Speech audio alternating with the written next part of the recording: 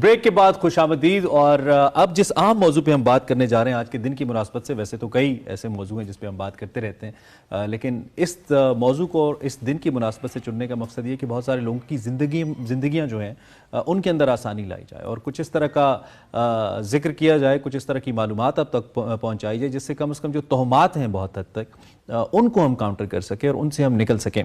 میرے ساتھ علامہ عمران بشیر صاحب موجود ہیں جو کہ اسلامک اسکالر ہیں. ایک تو آپ کا بہت شکریہ کہ آپ ہمارے ساتھ موجود ہیں. موضوع جس پہ ہم ناظرین بات کرنے چاہ رہے ہیں یا بات کرنا چاہ رہے ہیں وہ ہے نظر بد. اکثر ہم اپنی سوسائٹی کے اندر ہمیں سننے کو ملتا ہے کہ جی نظر لگ گئی، نظر بد کا اثر ہے. یہ نظر بد ہے کیا؟ یہ کیسے اثر انداز ہوتی ہے اور کیا واقعی نظر بد ایگزسٹ کرتی ہے؟ اسلامی نقطہ نگاہ سے اس کی موجودگی کس حد تک ہے اور پھر اگر یہ موجود ہے تو اس کا قلع کما کیسے کیا جا سکتا ہے؟ ان سارے پہلوؤں پہ ہم نگاہ ڈالیں گے. ایز اپ سیڈ علامہ صاحب ہمارے ساتھ موجود ہیں. سب سے پہلے تو ہمیں یہ بتائیے کہ نظر بد ایگزسٹ بھی کرتی ہے جس طرح ہم کہتے ہیں، اور اگر ایگزسٹ کرتی ہے تو کس نظر کو ہم کہیں گے کہ یہ بری نظر ہے؟ بسم اللہ الرحمن الرحیم.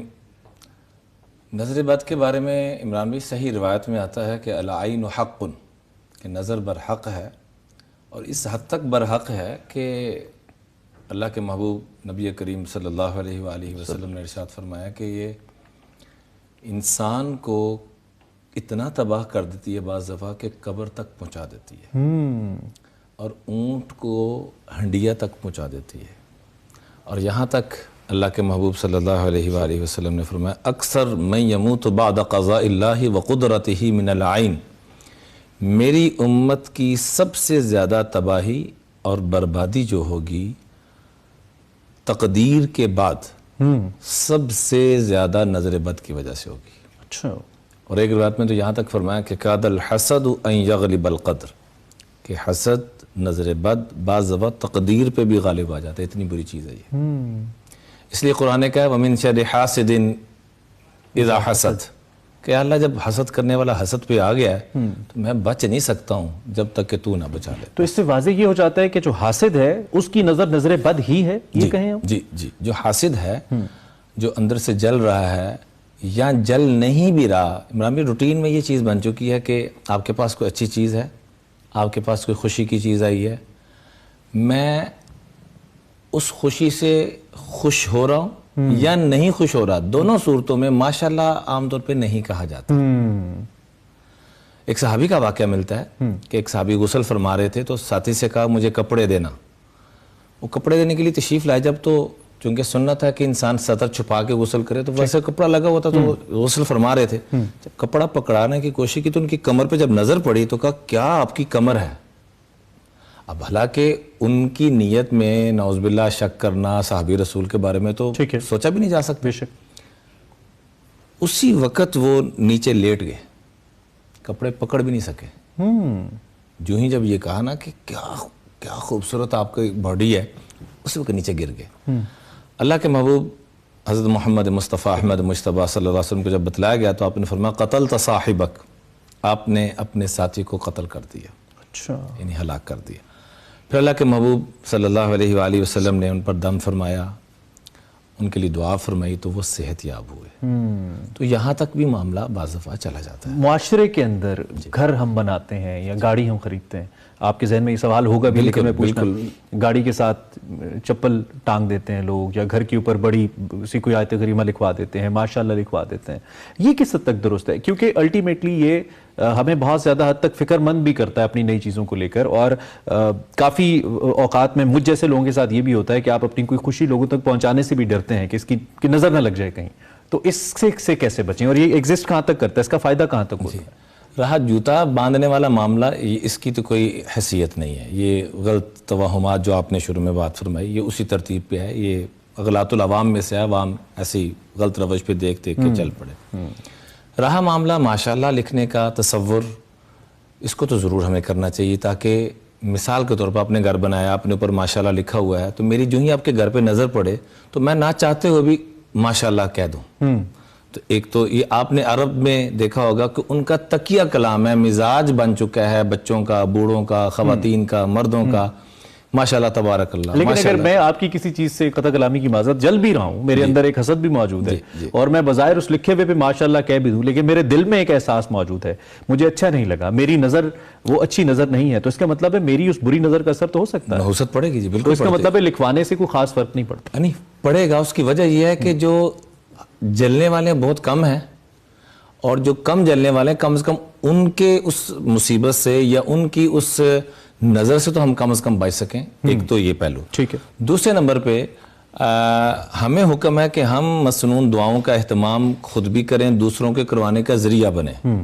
रहा मामला के फिर भी कोई देखता है तो क्या होगा, तो उसके लिए अल्लाह के महबूब सल्लल्लाहु अलैहि वसल्लम ने हमें मसनून दुआएं बतलाई हैं, हम उसका अगर एहतमाम कर लें तो फिर चाहे कोई जितनी मर्जी नजरें लगा के बैठ जाए कुछ भी नहीं कर सकता। अच्छा, एक तो जिक्र हो उसका हो गया जिसके ऊपर इस नजर बद का असर होता जी, जिसकी किसी चीज पर, एक फॉर एग्जांपल मैं हूं मिसाल के तौर पे और मेरी नीयत बुरी नहीं है, लेकिन कुछ ऐसा असर मेरी नजर का भी हो सकता है कि मैंने जैसे आपने बहुत खूबसूरत एक जैकेट पहना है और मैंने इस पर कॉमेंट करूं और इससे भी आपको कोई नुकसान हो जाए, लेकिन मेरी इंटेंशन ऐसी नहीं है, क्या ऐसा भी कुछ साबित है, ऐसा हो सकता है? जी, जैसे मैंने आपको सहाबी का वाक़या अर्ज़ किया कि नीयत उनकी बिल्कुल ठीक थी, लेकिन गलती से माशाल्लाह कहना भूल गया। समय सहाबा इकराम रिज़वान तारजाइन, अल्लाह ताला ने उनको गलतियों से ख़ताओं से महफूज रखा, मासूम अंबिया की ज़ात है। अल्लाह ने उनके ज़रिए जो भी मामलात हुए, उस दौर में कत्ल भी हुए और भी हुदूद कायम हुई, ऐसे ही ये मामला भी गलती से ऐसे करके मेरे आप तक पैगाम पहुँचाना था कि नीयत ठीक थी, ठीक माशाल्लाह नहीं कहा। जैसा कि अल्लाह के महबूब सल्लल्लाहु अलैहि वसल्लम से आके लोगों ने सवाल किए कि हमें इन चीज़ों के बारे में बताएं, ज़ुल्करनैन के बारे में बताएं, असहाब कहफ, तो आपने फरमाया कल मैं बता दूंगा, इंशाअल्लाह का जुमला नहीं इरशाद फरमाया। तो 17 दिन वही नाजिल नहीं हुई। फिर सूरह कहफ की आयत मुबारका नाजिल हुई, वला तक़ूलन्ना लिशैइन इन्नी फ़ाइलुन ज़ालिका गदन इल्ला अन यशा अल्लाह, कि जब भी कोई जुमला कहना हो कि मैं ये कल काम करूंगा या मैं ये काम करने का इरादा रखता हूं, तो साथ इंशाअल्लाह ज़रूर कहना है। ऐसे ही माशाअल्लाह के बारे में भी ये कहा गया। और इसके ऊपर एक बड़ा प्यारा खूबसूरत वाक़या मिलता है कि नबी करीम सल्लल्लाहु अलैहि वसल्लम के पास एक शख्स बड़ी परेशानी की हालत में हाजिर हुए और आकर अर्ज़ किया कि मेरा बच्चा नहीं मिल रहा। तो अल्लाह के महबूब सल्लल्लाहु अलैहि वसल्लम ने सहाबा से पूछा, अभी पूछ ही रहे थे तो एक सहाबी वहाँ कहने लगे कि या रसूल अल्लाह सल्लल्लाहु अलैहि वसल्लम, जहाँ पर शुहदा के बच्चे खेल रहे हैं, यानी यतीम बच्चे, वहाँ पर मैंने उस बच्चे को देखा है। तो वो खुशी के मारे चेहरे की रंगत बदल गई कि मेरा बच्चा मिल गया, तो वो दौड़ के जाने लगे। तो आपने फरमाया ठहर जाओ, वहाँ जाकर अपने लाल को, अपने लख्ते जिगर को गले ना लगाना, मोहब्बत ना देना, अपनायत ना देना ज़्यादा। मुमकिन है कि जो बच्चे यतीम हैं, जो इन चीज़ों को तरस रहे हैं, उनकी नज़र लग के कहीं तेरे बच्चों को भी यतीम ना कर दे। ठीक, यानी कि इस हद तक इसका असर मौजूद। जी, ऐसे ही फरमाया कि कोई आप घर में फल लाते हैं, उसको खाते हैं, इतनी छोटी चीज़, हम तो हर चीज़ फेसबुक पे चढ़ा रहे हैं, इंस्टाग्राम पे चढ़ा रहे हैं और अपनी तरफ से कह रहे हैं ये हमें तालीमात ये मिली हैं, पहली बात कि अपनी खुशियों को छुपाओ। ठीक है, अल्लाह ने आपको खुशियां दी हैं, हर एक को मत बताते फिरें, नजर लग के आपकी खुशियां गमों में तब्दील हो जाएंगी। ये हदीस मुबारक है कि अपनी खुशियों को छुपाओ। हत्ता कि यहाँ तक फरमाया खुशियां तो बड़ी दूर की चीज़ है, बड़ी बड़ी फल 100 रुपये का, 50 रुपये का आप अपने घर में लेके जा रहे हैं, तो फरमाया उसको भी आप क्या करें कि किसी शापर में, किसी कपड़े में लेके जाएं, ताकि किसी गरीब की नज़र ना पड़े, वरना मामला सेहत का तुम्हारा गड़बड़ हो सकता है। ऐसे ही फरमाया अगर तुम्हारे खाने की खुशबू किसी पड़ोसी के घर में किसी तक भी चली जाती है, तो तुम्हारे जिम्मे है कि अब खाना भी वहाँ तक पहुँचाओ। अच्छा, कुछ शख्सियात के साथ, जैसे हमारे मुआशरे में आमतौर पे ये भी होता है कि कोई नई शादी होती है और जब दुल्हन घर में आती है तो कहा जाता है कि इसके आने के बाद नौसत हो गई है, हमारे घर में बच्चे का रोज़गार चला गया या कोई घर में मुसीबत आ गई, यानी कि इस नौसत को मंसूब कर दिया जाता है शख्सियात के साथ, और इस तरीके से वो शख्सियात भी एहसास कमतरी का शिकार होती चली जाती हैं, ख़ास तौर पर ख़वातीन के अंदर ये चीज़ पाई जाती है। इस पर क्या राय है आपकी? इस पे तो यकीन कि मेरा रोने को दिल कर रहा है। उसकी वजह यह है कि जहालत इमरान भाई इतनी आम हो चुकी है। पिछले दिनों में सेम यही वाक़या जो आप फरमा रहे हैं जी। एक हमारी इतनी प्यारी बेटी, बड़ी तरबियत याफ्ता, हमारी अजीज़ा लगती है, उसको इस बुनियाद पे तलाक दे दी गई। मैं इधर था नहीं, वरना मैं अल्हम्दुलिल्लाह सैकड़ों नहीं हज़ारों बेटियों, मेरे जितना मर्जी अहम प्रोग्राम हो मैं सब कैंसिल कर देता जब पता लग जाए कि कहीं मियाँ बीवी का तलाक का मामला चल रहा है। कई जगह अपनी पगड़ी उतार के रखी, मिन्नत की, समाजत की, खैर वो طلاق دے دی، فارغ کر دے اس بچی کو، صرف اس بنیاد پہ کہ تو جب سے ہمارے گھر میں آئی ہے ہمارے رزق کا معاملہ متاثر ہوا ہے، تو جب سے آئی ہے ہماری فلاں فوتگی ہو گئی ہے۔ رزق دینے والی ذات قرآن پاک میں اللہ واضح فرماتے ہیں رزاق میں ذات ہوں، زندگی موت دینے والا میں اس سے ہوں۔ کیسے نکلیں عمران بھائی؟ کیسے اس کا حل کیسے کریں؟ اس کے حل یہ ہے کہ اس کے تذکرے بار بار ہوں، نبی کریم صلی اللہ علیہ وآلہ وسلم کی سیرت کیونکہ اس وقت بھی جب میں اور آپ بات کریں تو کئی گھروں میں یہ معاملہ چل رہا ہوگا جو ہمیں دیکھ رہے ہیں۔ جی اس کی وجہ یہ ہے عمران بھائی کہ یہ ایک تو جہالت کی وجہ ہے کہ آج ہم دین سے اتنا دور ہو چکے ہیں کہ نبی کریم صلی اللہ علیہ وآلہ وسلم کی تعلیمات سے بالکل ناواقف ہیں۔ آپ نے میرے دل سے آپ کے لیے کروڑوں دعائیں، اللہ تعالیٰ آپ کو بہت بہت جزائے خیر عطا فرمائے، آگے بھی آپ کی سرپرستی میں یہ پروگرام چلتا رہا، اور آج مجھے یہ بڑی خوشی ہو رہی ہے کہ آپ کے ساتھ بیٹھ کے یہ پروگرام چل رہا ہے۔ تو اس سے الحمدللہ سینکڑوں نہیں ہزاروں لوگوں کے میسیجز آئے کہ ہمیں کافی ساری اویئرنس ملی ہے، کیونکہ علم ایک سمندر ہے، میں نے بھی مرتے دم تک سیکھنا ہے، آپ نے بھی سیکھنا ہے، جتنے اس کے تکرار چلتے رہیں گے اتنا انشاءاللہ یہ چیزیں وجود میں آئیں گی۔ لہذا میں تمام ناظرین سے یہ ہاتھ جوڑ کے درخواست کروں گا کہ توہمات سے نکلیں کہ فلاں کی وجہ سے ہو گیا، فلاں کی وجہ سے ہو گیا، کسی کی وجہ سے کچھ نہیں ہوتا، اللہ کے چاہنے سے سب کچھ ہوتا ہے۔ توہمات سے نکلیں، یہ شرک کے برابر ہے۔ چھوٹی سی ایک دعا بتانا چاہوں گا اس سے بچنے کے لیے۔